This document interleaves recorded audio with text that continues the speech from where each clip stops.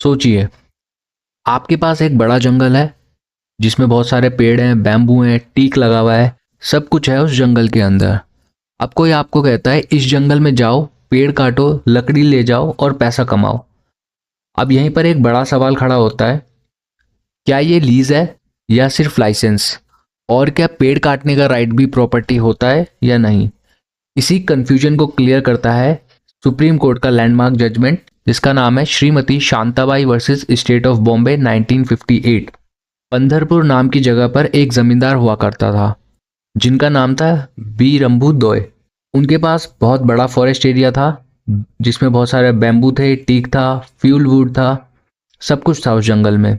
ये डेट याद रखना, 26 अप्रैल 1948 को बी रंभू दॉय ने एक डॉक्यूमेंट एग्जीक्यूट किया और ये डॉक्यूमेंट किसके फेवर में था? अपनी वाइफ श्रीमती शांताबाई के। और डॉक्यूमेंट का नाम था लीज डीड। इस डीड के अकॉर्डिंग शांताबाई फॉरेस्ट में जा सकती थी, बैम्बू और टीक काट सकती थी। कुछ पेड़ काटने पर रेस्ट्रिक्शंस थी, मतलब कुछ पेड़ नहीं काट सकती थी बट वो बैम्बू और टीक को काट सकती थी। और इस लीज का टाइम पीरियड था 12 साल, मतलब फ्रॉम ईयर 1948 टू ईयर 1960। और इसके लिए कंसिडरेशन थी 26,000 रुपीज। लेकिन यहीं पर एक प्रॉब्लम थी, ये डीड जो है वो रजिस्टर्ड नहीं थी। अब कहानी में एंट्री हो जाती है गवर्नमेंट की। 1950 में एक बड़ा लॉ आता है जिसका नाम था Madhya Pradesh abolition of property rights act 1950। इस लॉ का सिंपल मतलब जमींदारी सिस्टम को खत्म करना था और प्रॉपर्टी राइट्स स्टेट के पास ट्रांसफर करने थे। 31 मार्च 1951 को इस लॉ के हिसाब से जो फॉरेस्ट था वो ऑफिशियली स्टेट के पास चला गया और शांताबाई को कह दिया गया अब आप पेड़ नहीं काट सकती, क्योंकि उनके हस्बैंड ने तो लीज करी थी उनके पास कि आप बैम्बू और टीक काट सकती हैं। पर अब 1951 के बाद फॉरेस्ट ने मना कर दिया, अब आप जो है पेड़ नहीं काट सकती। शांताबाई बोली रुकिए, मेरे पास तो लीज है। वो डेप्यूटी कमिश्नर के पास गई और कहा मेरी लीज को वैलिड डिक्लेयर कीजिए। डेप्यूटी कमिश्नर ने कहा लीज जेन्युइन है और शांताबाई को काम कंटिन्यू करना चाहिए। लेकिन फॉरेस्ट ऑफिसर ने मना कर दिया और जब शांताबाई ने खुद फॉरेस्ट में एंट्री ले ली, गवर्नमेंट ने कहा अब जो कटिंग होगी वो इलीगल होगी। लकड़ियों को सीज कर दिया गया और उनका नाम कैंसिल कर दिया गया और बस केस पहुंच गया सुप्रीम कोर्ट। अब सुप्रीम कोर्ट के सामने दो सबसे इंपॉर्टेंट क्वेश्चंस थे। फर्स्ट क्वेश्चन, क्या ये डॉक्यूमेंट लीज है या लाइसेंस? दूसरा, क्या ये राइट मूवेबल प्रॉपर्टी है या इमूवेबल प्रॉपर्टी? उस समय थे जस्टिस विवियन बॉस। उन्होंने कहा सिर्फ डॉक्यूमेंट का नाम लीज लिख देने से वो लीज नहीं बन सकता, कोर्ट देखेगी एक्चुअल राइट्स क्या दिए गए हैं। कोर्ट ने ऑब्जर्व किया शांताबाई को जमीन एंजॉय करने का राइट नहीं मिला था, सिर्फ फॉरेस्ट में एंटर करने का राइट मिला, पेड़ काटने का राइट मिला और लकड़ी ले जाने का राइट मिला। डॉक्यूमेंट में क्लियरली लिखा था ओनली फॉरेस्ट वुड्स का लीज दिया गया है। इसका मतलब जमीन पर रहना नहीं, सिर्फ लकड़ी निकालनी है।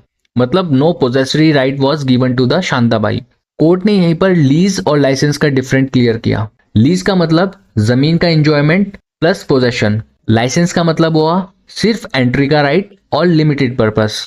शांताबाई के केस में था लीज प्लस ग्रांट, जिसे लॉ में कहते हैं प्रॉफिटा प्रेंद्रे। तो समझते हैं एग्जाम्पल से लीज का मतलब। सपोज करो हमने कोई घर रेंट पे लिया, हम उस घर में रह रहे हैं, कुक कर रहे हैं, सो रहे हैं, ताला लगा के जा रहे हैं, तो हमारे पास एक तरीके का पोजेसरी राइट आ गया उस घर पे, तो उसको लीज बोला जाता है। मतलब आपको पोजेशन मिला, साथ में आपको एंजॉयमेंट ऑफ प्रॉपर्टी का भी राइट मिला। अब बात करते हैं लाइसेंस की।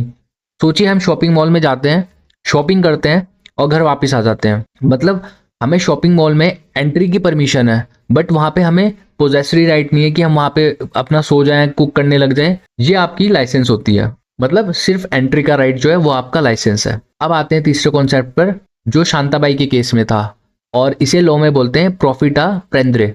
इसमें क्या होता है, सपोज करो किसी का बगीचा है आम का और ऑनर आपसे कहता है तुम मेरे बगीचे पे जाओ, आम तोड़ो और ले जाओ। पर आप वहां पर रह नहीं सकते, जमीन को एंजॉय नहीं कर सकते, सिर्फ आम तोड़कर घर ले जाओ, खाओ पियो और मजे मारो। तो इस केस में क्या हुआ, सिर्फ एंट्री का राइट है और जमीन से कुछ ले जाने का राइट है, बहुत ही लिमिटेड राइट है। इसी को बोलते हैं प्रॉफिटा प्रेंद्रे।